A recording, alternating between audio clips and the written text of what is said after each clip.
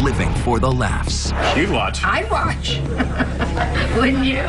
I'll probably watch. The passing of a superstar who turned making fun into making us laugh.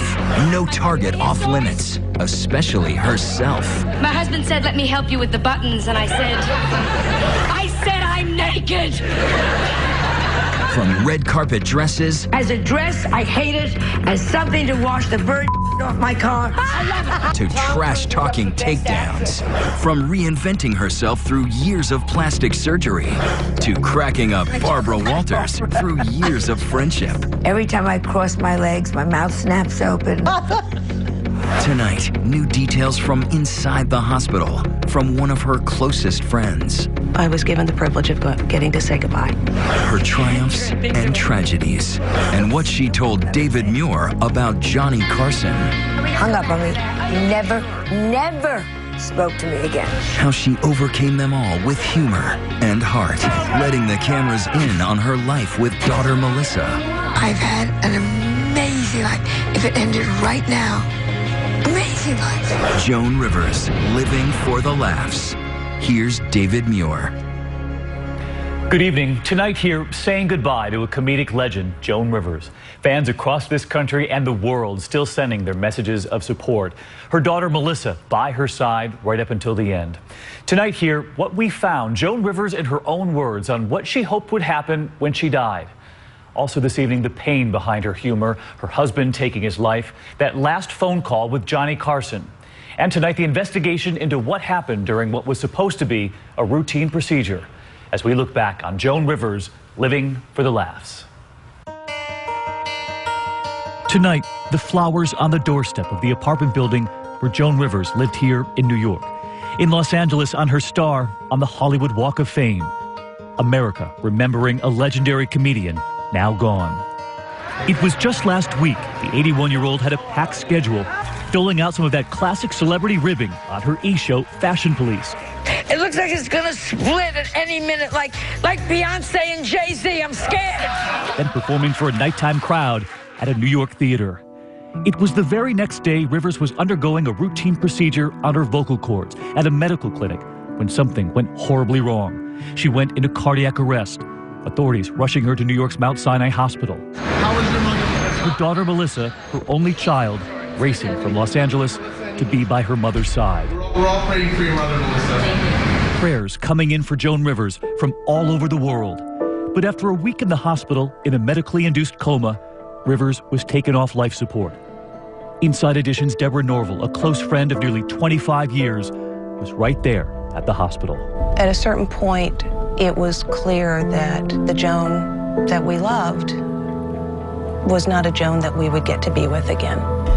And I was given the privilege of getting to say goodbye. Like so many who were closest to Joan Rivers, Norville has unanswered questions about what happened during what was supposed to be a routine visit to the doctor. This wasn't even fixing anything. This was to just look in there and see why her voice had gotten raspy. Shouldn't have happened. Shouldn't have happened. The New York State Health Department has now opened an investigation into the clinic where Rivers was having that procedure. Tonight, a source telling ABC News right now there is no suspicion of wrongdoing. I personally am really grateful to the Health Department of New York for launching an investigation and asking these questions so that there will be answers and so that Joan's family is not in the position of having to wonder or having to drive the process. And tonight, that clinic saying they can't talk about the case because of privacy laws, offering this statement that the clinic would proactively cooperate with any governmental review. Within moments of that headline that Joan Rivers was gone, a tidal wave of kind words, tweets pouring in from heartbroken fans and the comedians who came after Joan, including Ellen DeGeneres, who said, Joan Rivers will always be a pioneer. She paved the way for a lot of comedians. I'm very sad she's gone.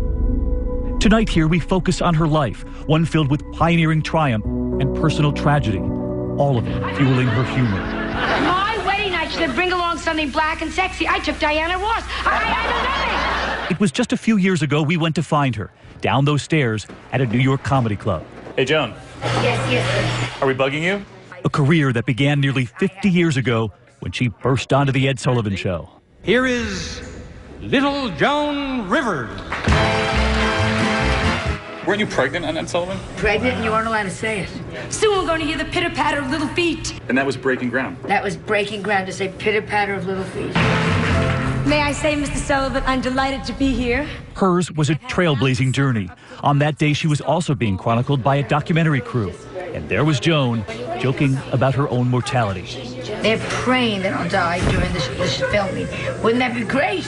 Wouldn't that be amazing? They got the last year of Joan Rivers. They were giving such a hook. People would watch. People would watch. That's sick. We were there. I know, but still, sick but very commercial. You'd watch. I'd watch. If only she knew the attention, the outpouring of love she would one day receive. And just listen to what she told me backstage. No matter how big you get, don't forget you always walk through the kitchen. We followed her up those stairs for a show. Behind the door, a packed crowd, half her age. Joan's humor never got old. This is where my career has come to. All my other friends are getting Kennedy honors. I'm sitting on a stool that's coming apart. Okay. She also invited us into her sprawling New York City apartment. Photographs, memories everywhere. She took me back to her first days on The Tonight Show, her first big break. A man doesn't want to come home after a hard day at the office and find some wild-looking, sexy wife lying on a carpet saying, "Hiya, Tiger." Yes, he does. He does. Right smack then and there. Changed my life. Weren't you the first and only permanent host? I was the first permanent guest host, man, woman, or child, yeah. And only. And that gig with Johnny Carson would one day lead to an offer to do her own late-night show on another network. And as soon as I got the Fox show, I called Johnny and said, "Johnny, I've got it." And he hung up on me. Never spoke to me again. Her show lasted just 7 months. It was over, and so was her friendship with Carson. And as Joan struggled publicly, her husband was struggling privately. He killed himself in 1987. For years, she would use humor to mask the pain of losing him. My husband left me all the money on the condition I have to visit him every single day. So I had him cremated and sprinkled in Neiman Marcus, and now sometimes I visit him twice a day. You never saw him so much. Never saw him so much. Weekends, holidays, I'm banging on the door. Humor comes with great pain and great anger is really where it comes from. And with my husband, I had both barrels. I'm still furious with him. Son of a They say to me, "Oh, you'll go to heaven, you'll meet Edgar." I'll kill him. After the death of her husband, Joan, a single mother, was completely alone. Hello? And then a call came. A daytime talk show was in the works, and other stars had turned it down. She would soon turn her enormous pain into enormous success, the first of many professional reinventions that Joan would undergo. That year, she was at the Emmys up against Oprah and Donahue. And the winner is, I'm shaking, Joan Rivers. 2 years ago, I couldn't get a job in this business. I could not get a job. It's so sad that he's not here because it was my husband, Edgar Rosenberg, who always said, "You can turn things around." A decade later, she was back again, being discovered by a new generation of fans. This time on the red carpet with her daughter, asking and saying anything. Can we see the ring? Sure. Oh, you are a fool. It should be 4 times this size. You should be ashamed of yourself. I know. People have such enormous respect for you, and they have watched you kind of reinvent yourself along the way. Over and over and over. And there's enormous respect. I think because we're in a business where we don't know where our next job is coming from. You have to constantly reinvent. Also, I'm very shallow, and I'm a true whore. I like to try everything. She talked openly about her many plastic surgeries in the OR long before many. And she told me how she explained it in the beginning. Her daughter, still a baby. Of course, my eyes were black and blue. So I was carrying Melissa, and no one did their eyes in those days. So people would say to me, "What happened to you?" And I'd say, "The baby punched me in the eyes." And they bought it. People were so stupid in those days.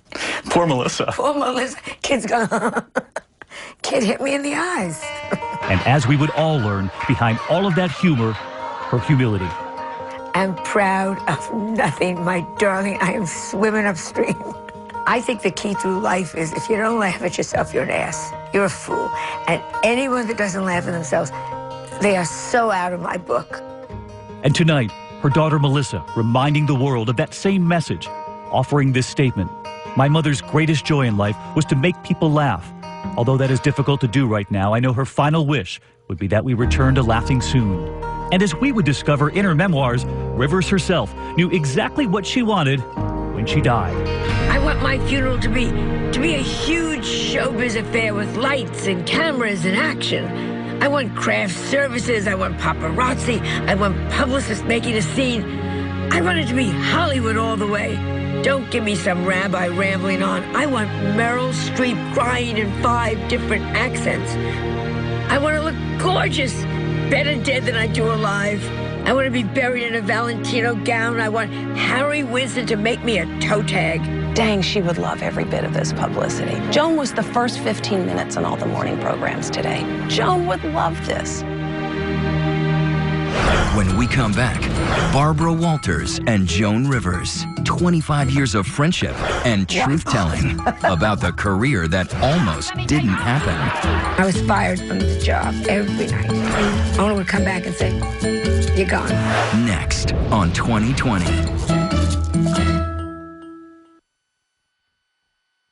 Enjoy your bodies now.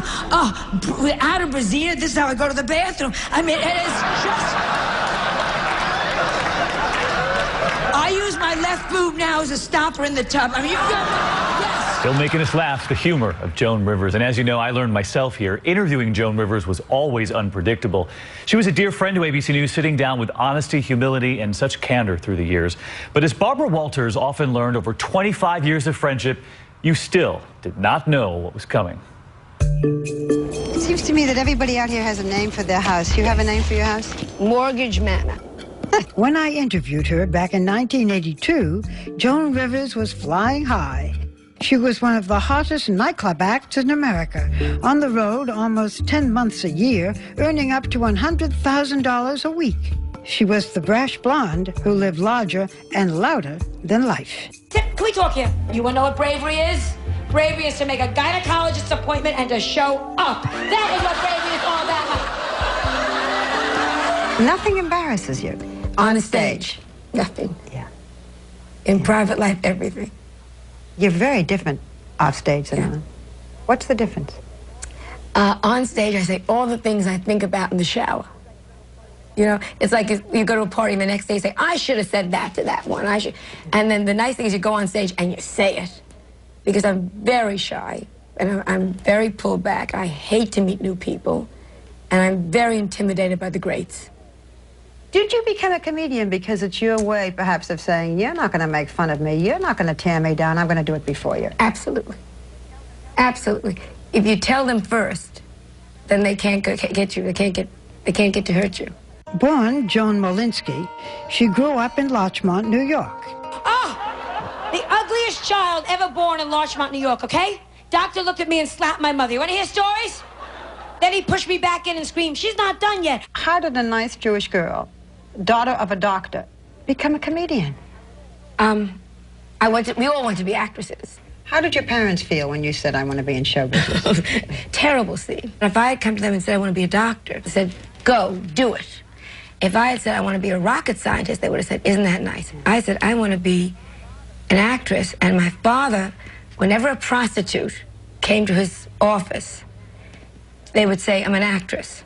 You know what I mean? So when I said I'm an actress, I want to be an actress, my father said, she wants to be a prostitute. So they threw me out. They just couldn't take it. They tossed me out of the house.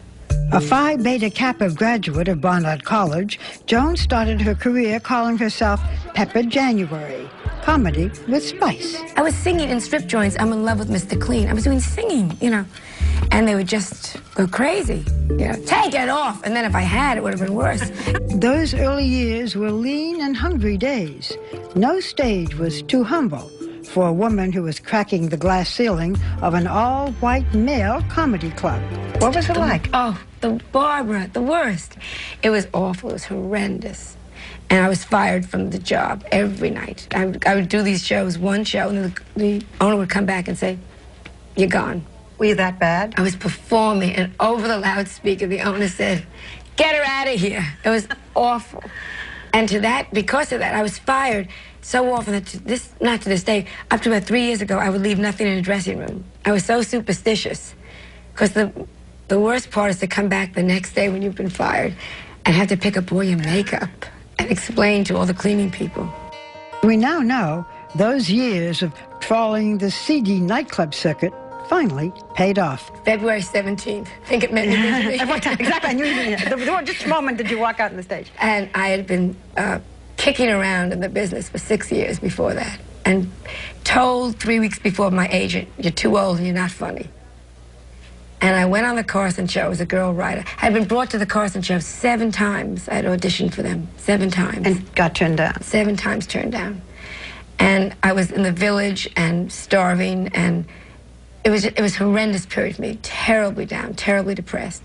And I went on the Carson show, and that night, I get very emotional. He said, "You're going to be a star." Look at this, I start to go, I can't even talk about it. And that changed my life. I'm so grateful to him. I tell him, all these years later, I still thank him. He changed my whole life. He turned around and said, "You're all wrong. She is funny." What did you do that night? I couldn't believe it. See, I'm crying now. I couldn't believe it. He said, "You're going to be a star." And I looked next to me. Who was he talking to? And my agent said, "From now on," he said, "I guarantee you'll make at least $150 a week for the rest of your life." Wow. Wow. And I said that time, wow, because I was getting $6 a night at that point. I interviewed Joan before that bitter break with Johnny Carson. Here's Joan Rivers. Those were the golden years when she had become his most popular stand-in. You do the Johnny Carson show probably more than any other guest host, do you not? I do it a lot. Yeah. You do it, okay. Yet, when there are times when you hear that Johnny may or may not leave the show, and names come up as possible replacements, I don't hear your name. Never. Why? I'm a woman, I'm acerbic, I'm New York, and I'm Jewish. It's okay to guest host, but you couldn't do it all the time? No, no way. No Would way. you want to? In a second, but it'll never happen. I can see why being a woman would do it. Yeah. You know, why New York and Jewish? Again, because there's a certain roughness, there's a certain edge to a New Yorker. And anybody that has a little zap to them turns a lot of people off. And you want to go, "I'm just here to make you laugh." Yeah. It's all a joke, folks. You know. Yeah. You have worked very hard. You've described yourself sometimes as a turtle. Yeah. My career is very slow. People don't think so. Oh, Barbara, it's little tiny steps. My career is not that you go on a show and you take off. It's been from the beginning, inching up, inching up, inching, and it's still that way. For more years than I can remember, Joan and I shared laughter and friendship, both offstage and on. Her Majesty, Joan Rivers. And no more Botox. No more Botox. Wow. Betty White's bowels move more than my face. I mean, that's it. It's like... There's enough here, I could be a skin donor. She often joked with me about being the queen of plastic surgery. Just look at how radically her face changed through the years. What we all love about you is that you do make fun of yourself. What are some of the things you say about Joan Rivers? With facelifts, every time I cross my legs, my mouth snaps open. I really feel I got my face tightened because now every time that I swallow, I have an orgasm. I mean, I have a million jokes. But, you know, by laughing at it, it makes it okay. Why are you so open? You didn't have to be. Because we're in a society where looks count, Barbara. That's number one. And all the beautiful women lie and say, "I've done nothing." And that is so unfair. And I just wanted women to know it's okay. Do it. What do you say to people who say, "Joan Rivers, you have just done too much"? And I say, mind your business. And if it's a man, I always look at the wife, who's usually 11 years old with fake breasts. The woman America knew as a pop culture icon, comedian, talk show host, author, actress, red carpet gadfly, was my brave and fearless friend. Even at 81, she was still the hardest working woman in show business that I know. I work very hard for where I am, but I'm also very, very lucky, and I'm very, very grateful. Every night before I walk on stage, I always say, "Thank you, God." just in case he's listening. When we come back, Joan Rivers on figuring out the chemistry of comedy and how she passed on its DNA to the next generation. And I can still take you, sweetheart, with both hands tied behind my back. Next on Joan Rivers, Living for the Laughs.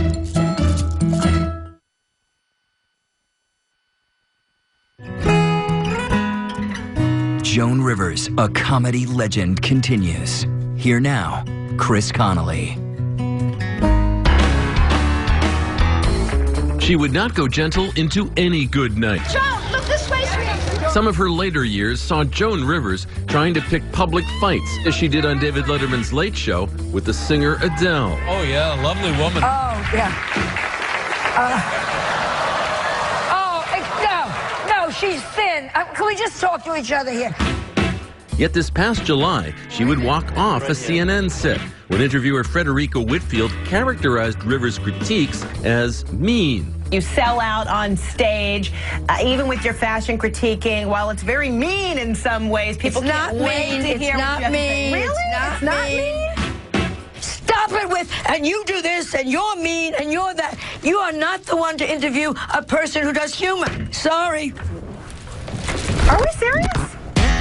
Joan Rivers was serious about her professional prerogatives. For her, being a comic gave her the right to ridicule, like her friend Don Rickles. And just as Bob Hope did before her, Rivers kept a career's worth of gags readily accessible on 3x5 index cards, filed by topic in her home office, as the 2010 documentary Joan Rivers, A Piece of Work revealed. Joan was always writing notes, always keeping little scraps of paper in her purse with her jokes, and then it would go into the file cabinet. Why should a woman cook? So her husband can say, my wife makes a delicious cake to some hooker? And you wonder why I'm still working at this age. Through more than 50 years of stand-up, Rivers was a kind of alchemist who began by spinning threads from her own life into comic gold, as she did on The Carol Burnett Show. I'm from Brooklyn, but I haven't been back there for a long time. When I left as a little ugly, flat-chested little girl, and here I am, voila, today. An ugly, flat-chested little woman. In 1967, on one of her career-establishing appearances on The Ed Sullivan Show, a 31-year-old Joan came off anything but aggressive, looking shiny as a penny and sounding like she wouldn't hurt a flea. A girl, you're 30 years old, you're not married, you're an old maid. A man, he's 90 years old, he's not married, he's a catch. It's a whole different thing. At her peak in 1986, on The Tonight Show with Johnny Carson, a revved-up Joan was out on the edge. Oh, grow up! Just starting to take down the famous. Christy Brinkley's a living testament. She's what? You never can look at me and do these, can you? Tell me about her a little bit. She's the living testament. Living testament to... That what? Christy Brinkley's a living testament that... Peroxide causes brain damage.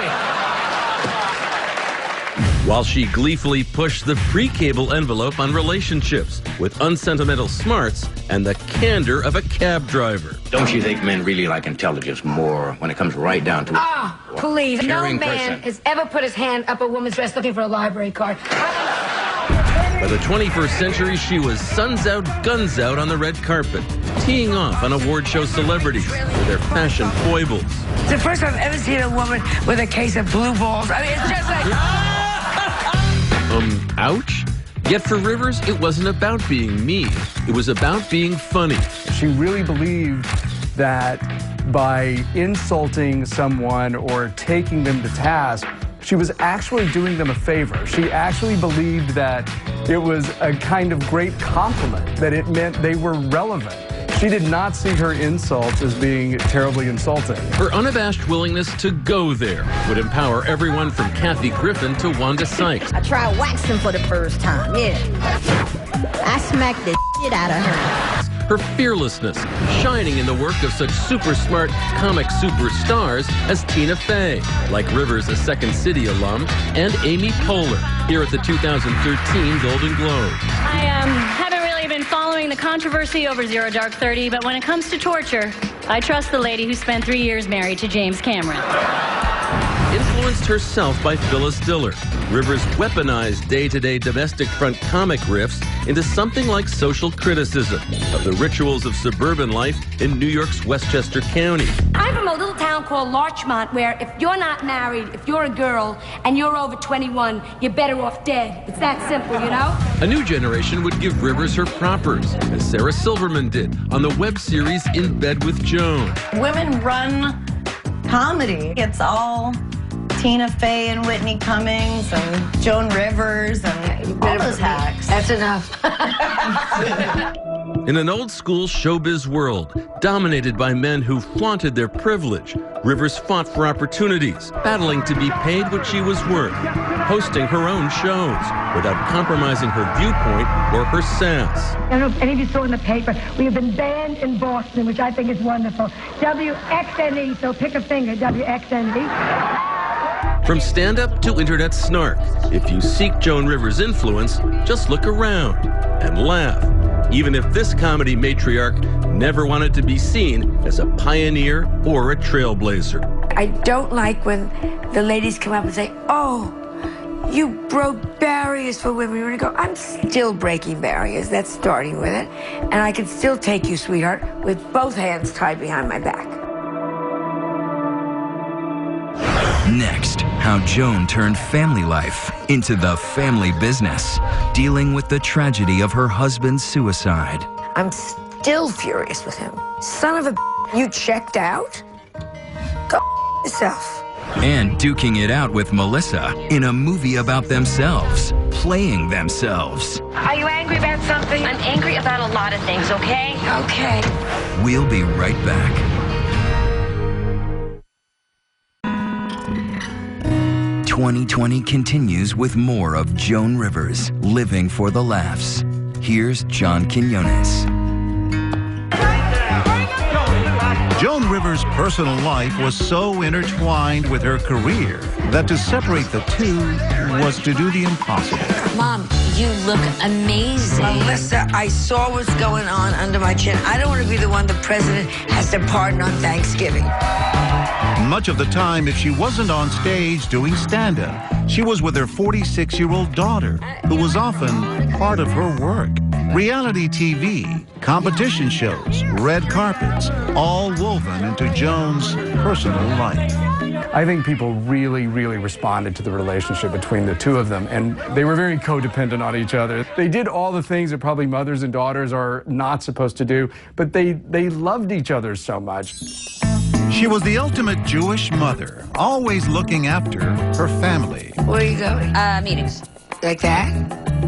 Yeah. You know my rule. We're in New York. Before you leave the house, you look in the mirror and you put one more thing on. Mom, I'm going to a meeting, not Studio 54. And that family included her 13-year-old grandson, Cooper. You're so cute. Everyone tells you how cute you are. Enjoy that? The family business started in 1965 when the struggling comedian met a producer named Edgar Rosenberg. Joan rarely talked about her husband as seriously as she did in this 2010 documentary. I met him and I married him 4 days later. We worked on projects together, so it was a family business. I bought the book, The Joy of Sex, okay? And I got, did you read that chapter 11, where you wrap yourself up totally in saran wrap? And I laid, oh yeah, great. And I laid down the dining room table, and my husband came home, he said, leftovers again. Publicly, she was tough and brazen. But when it came to her husband, who managed her private life, she was protective, calling him her Rock of Gibraltar, as she told Barbara Walters in 1982. Does Edgar ever mind you making all these jokes about him? I mean, you'd make terrible jokes of... Not one joke about Edgar. Stop and think. No, they're all about, yeah. All about me. Yeah. I have never made a joke about my husband. People think I do, and he's such a gentleman. Do some of them so we see what... My wedding night, Edgar said, let me help you with the buttons. I said, I'm naked. Okay, that's a joke about my body, not about my husband.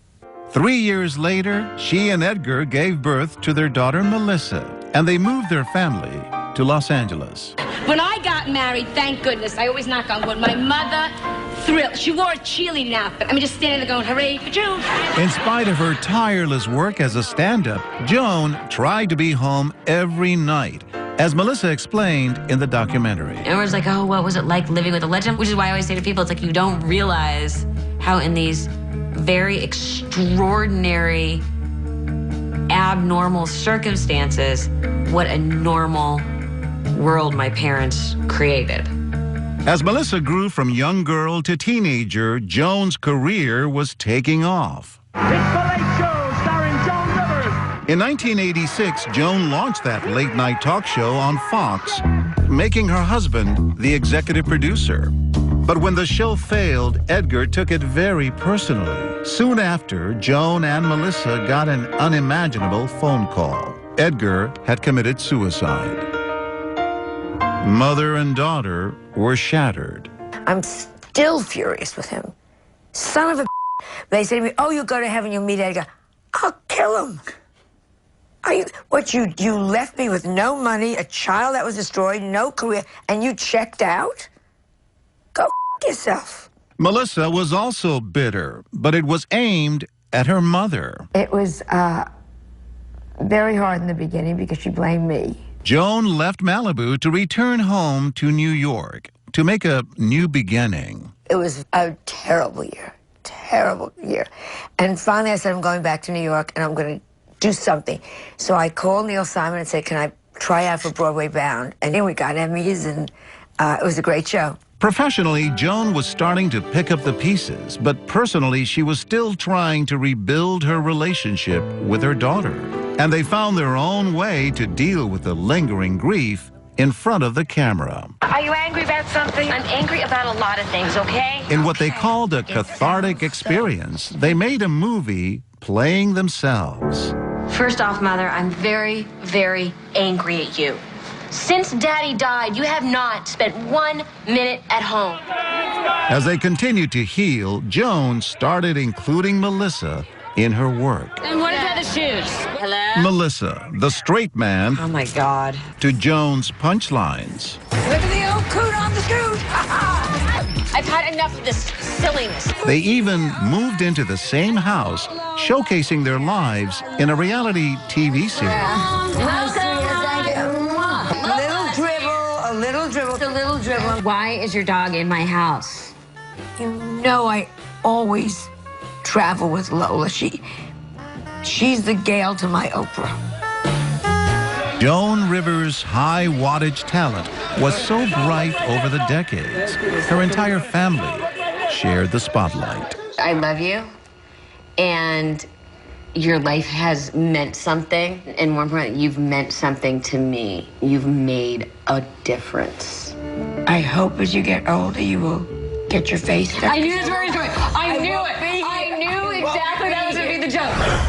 Next, the business of being Joan. It wasn't just funny business. Hello, can we go and say hello? The Joan you haven't seen before. Thank you. Next on Joan Rivers, Living for the Laughs.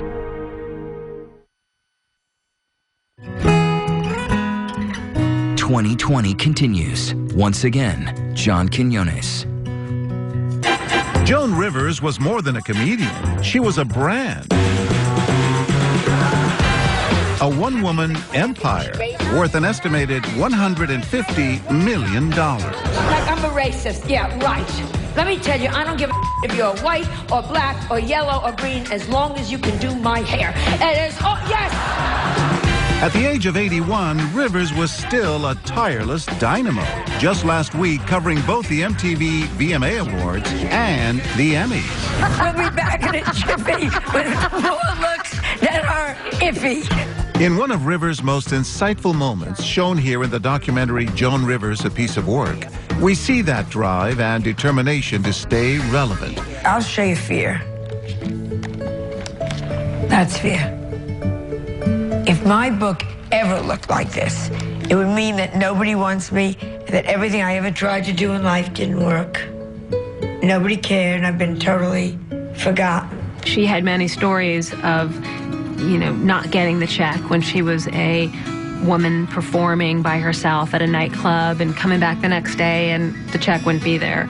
So I think over time, she had to build a smart business, tough skin around her. These were the good years. These were the good years. She was successful as a businesswoman, A, because she was really smart, and B, because she looked for opportunity. She wanted to provide for her family. She wanted to live well. Live well and live large. At home, Joan enjoyed the trappings of success with an opulence usually reserved for Caesar's palace. Have you ever been to a private dinner in someone's home where they have finger bowls? At Joan's house, you get finger bowls. She lived beautifully. She lived elegantly. This business, you have to work hard. We can do anything in this country, but you've got to work for it. Just this summer, she released her 12th book, Diary of a Mad Diva, a top 10 New York Times bestseller. She was a Broadway regular and recorded several well-received records, one of which was nominated for a Grammy. I'll go anywhere. I'll get on any plane to do the business. Any part of the business, the writing, the directing, the acting, the stand-up. I just love the business. Joan Rivers was a great brand. Her business brand extended to cosmetics, fashion, and even a jewelry accessories line that generated $4.5 million in sales annually. It quickly became a favorite on QVC. Love you, mean it.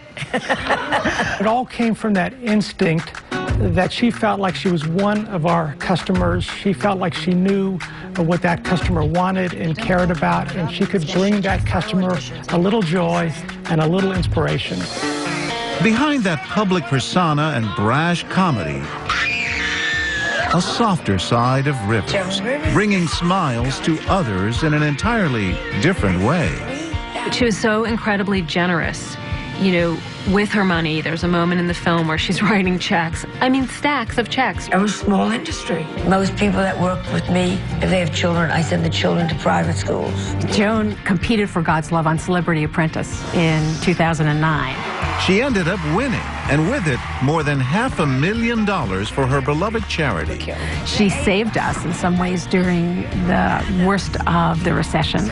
The amount of money, number one, that she raised for us, really, we call her an angel. God's Love We Deliver. They provide meals and support to those with life-altering illnesses. I think this teaches you what Thanksgiving is really about. I know it sounds corny, but we do this, it's our 4th year, and by giving to other people, you sit down at your table and you realize how lucky you are. What's really most meaningful is that it's from the heart. She means it. It's, you know, she's not just doing good because that's something to check off on her list. She really means it. A powerful off-stage legacy for this on-stage legend.